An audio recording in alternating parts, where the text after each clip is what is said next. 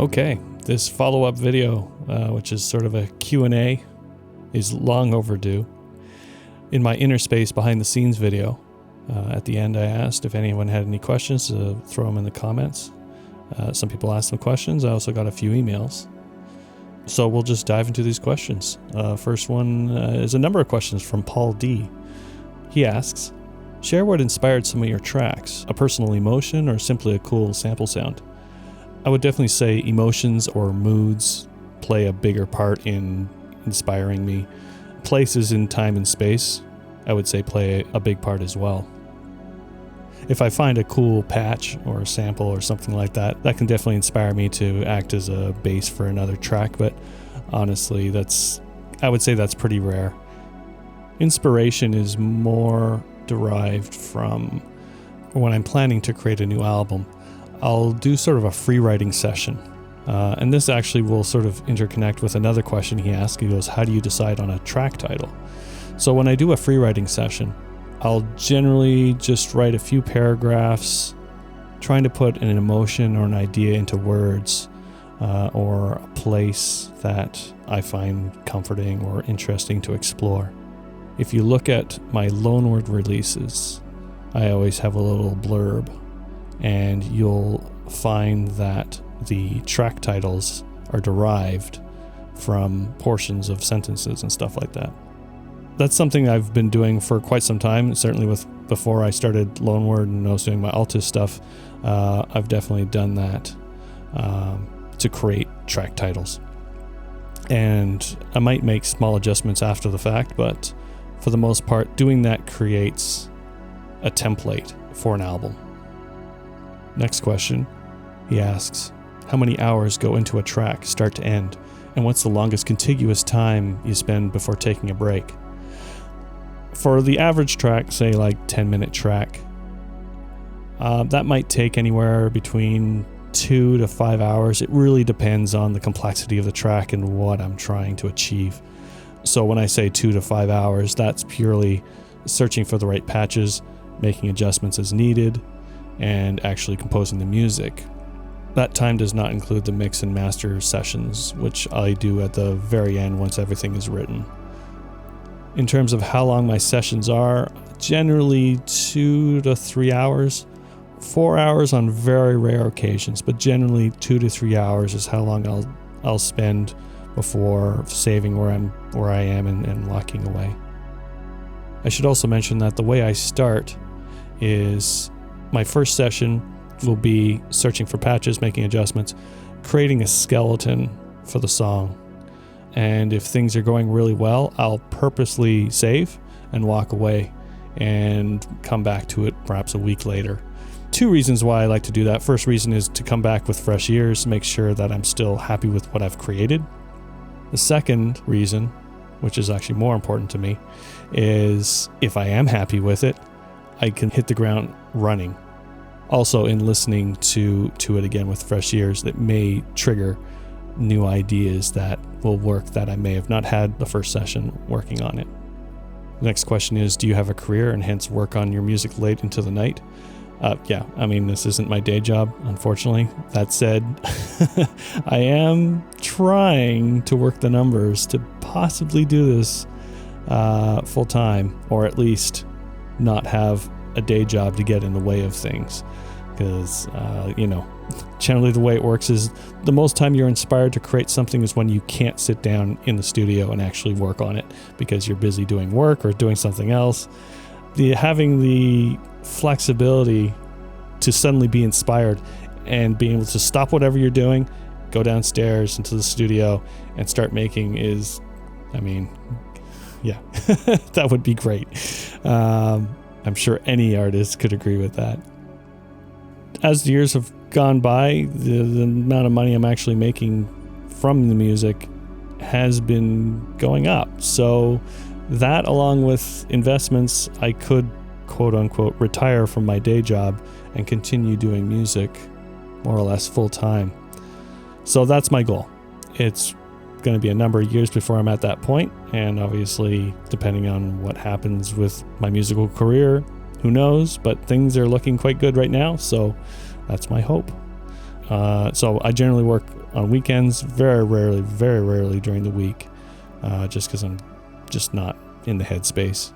But I am definitely a morning person, not a night owl, so I will work on music just after. I'll go out for a walk, have breakfast, and then sit down. So 9 to 12, 9 to 1 in the afternoon, and then that's it. Like after lunch, my creativity generally just disappears. So morning is definitely the time where I do all my writing. Next question is, do you only work on one track until completion, or do you have spin-off ideas that spawn new tracks? So for the longest time, I was quite diligent and would only work on one track from beginning to end, not including mix and master, but just in terms of composing and just finishing before jumping to the next track. However, the last few years I've been sort of more flexible, and sometimes I will start 3 or 4 different tracks and work on them sort of in turn instead of finishing one completely. And it's working for me. So I guess I'm pretty flexible in terms of either starting and finishing one song into completion or having multiple tracks on the go. For now, I find myself more and more often having 2 or 3 tracks on the go at the same time and jumping between them as I finish them off. The next question is, are those your photographs on the album covers? I would say 95% of the art or the photos that you see on my album covers, they are mine. Generally, if there's no album art credit, then it's mine. If you see album art or like photography by sort of thing, then it's somebody else. So photography has been a big interest of mine, again, since my teenage years. I've always enjoyed photography, and with a bit of help of a few Photoshop filters, you can make some really cool looking stuff. And I really enjoy the designing of the album covers and stuff like that too. So that's another passion of mine, I guess. I wouldn't call it passion like music, but it's definitely something I really enjoy. The next question is, who inspires you musically? And that's kind of a tough question. I find that I'm not inspired by a particular artist or set of artists or anything like that. It's more a sliver of an idea that I'll hear from any particular artist, and that will be all I need. I'll take that sliver and use it in my own way. That said, it is hard to say who inspires me. I feel we're dealing with sort of subconscious influences. I certainly will not go out and purposely try to imitate a particular song or artist or style. I feel I have my own style. It's one of those things where generally people will, if my music's on streaming radio or something like that, and one of my tracks come on, even if they've never heard it before, they go, this sort of sounds like Altus, and they look, and it is, and it's just, I just have that, it's my own sound, I guess. It comes down to the patches I use, how I mix, how I apply reverb, I don't know, that sort of thing. So it's interesting. So in terms of, I don't really have a good answer to who inspires me musically, because I really do feel that it's more everything I listen to subconsciously influences me. Next question is sort of interconnected. What do I listen to when not working on my own music? As you probably guessed, I do listen to a lot of ambient. The last 5-6 years, I've really gotten into ambient guitar, just textures and stuff like that. In terms of more mainstream music, just a few random artists that come to mind would be like Depeche Mode. I've loved Depeche Mode forever. Radiohead. Also in the last couple of years, I've really gotten back into re-exploring 80s synth pop, stuff that I grew up with. I was always given this music as mixtapes or on the radio, and it was one of those things where as a kid I actually didn't know who these artists were. I just knew their songs or their sort of hit songs.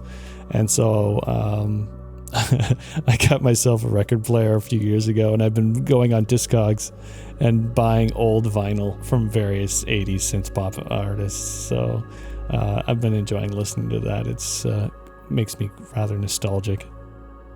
The next question is, what computer, accessory hardware, and studio speakers do I employ? So I'm a PC guy through and through. I've been using PC forever. So just a Intel-based PC. Currently using a Steinberg UR242 audio interface. And for monitoring, I have a pair of Yamaha HS50Ms. And to monitor the low end, I have a Paradigm home theater sub. And everything's been tuned so that the roll-off on the Yamahas is filled in by the sub.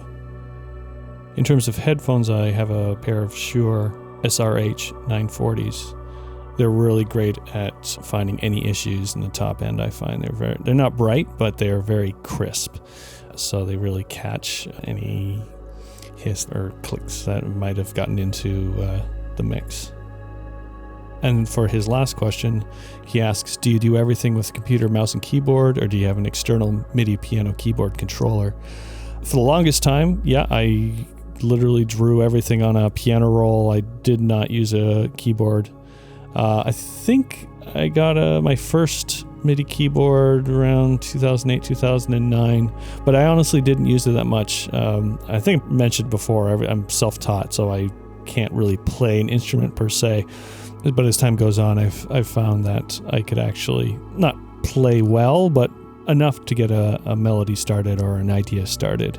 It's obviously a lot easier to play chords on a keyboard rather than trying to create chords on a piano roll by drawing them.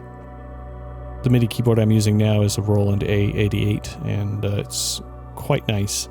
It's, as I say, it's 88 keys. The old one I had was only 64.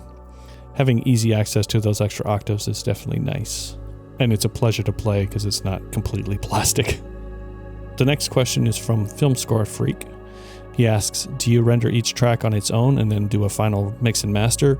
Or do you render it all to one final track? And no, I definitely render each track separately. And I do my mix and master in Studio One, which has a lot better control. Trying to mix and master in FL Studio is entirely possible, but yeah. And the next question is, do you render in real time or full speed / offline? Yeah, no, there's no reason to render in real time. That's an old Pro Tools thing where everything was rendered in real time. And I always remember dealing with my first Pro Tools system through work, and I was aghast to discover that you had to bounce the audio in real time, where I had been doing, obviously faster in real time, just rendering the audio. And it's, again, it's a completely different workflow, but it just seems so antiquated to me. I was just like, this is Pro Tools? What's the big deal? I mean, again, I realize it's been around forever and it's definitely an industry standard, but there's no reason to... If that sort of technology today is still required to do a real-time bounce, I'm shaking my head in disbelief if that's the case. Paweł asked, ambient music gives a very big space for improvisations. Are you more an improviser, or do you like to create music step by step? I am definitely not an improviser. I am a control freak when it comes to making music, and everything has to be perfect. To those who can sit down with an instrument, again, I'll just say guitar because guitars are so versatile in terms of the sounds and what you can do with them with loopers and various pedals and stuff like that. For someone to be able to sit down and create a song essentially in real time, my hat off to you. That takes skill. That is a skill I do not have. So no, I do not do any real-time improvisations. And his last question is, do you think you could play this music live? Yes and no. A little over a decade ago, I did a series of live recordings on stillstream.com. And it was an interesting experience, given that it's not how I make music.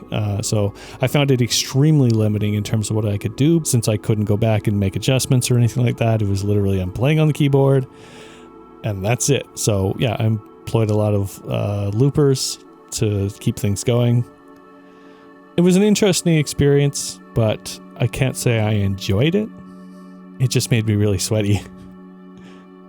Marc Conyard asked, Umbra, which is a track I wrote a while ago, he says, it's fairly interesting. What setup did you use on that track? It's interesting that you asked about this track specifically because its creation was done in a very different way. That track had a companion called Shine and was created for a collaborative release with a bunch of other artists for I call it 2 CD set. It was 2 different albums created in tandem called The Light and the Dark. So my thought was I created Shine first, which was a sort of a standard track you'd hear from me. And then what I did is I took that MIDI data, replaced the patches with completely different patches, and changed the tuning and created almost a tonal version of the same track. They sound completely different, but the MIDI data is identical, so it was an interesting experiment. And with that, this wraps up this Q&A. I hope you guys learned something. Hope you enjoyed it. And again, I encourage people to ask if you have more questions, put them in the comments or send me an email, whatever's easier. And maybe I'll do this again. Hopefully I won't take so long this time. And I am considering doing another behind the scenes video for another album. I did get a request for either Komore B or Time Collection Part 1.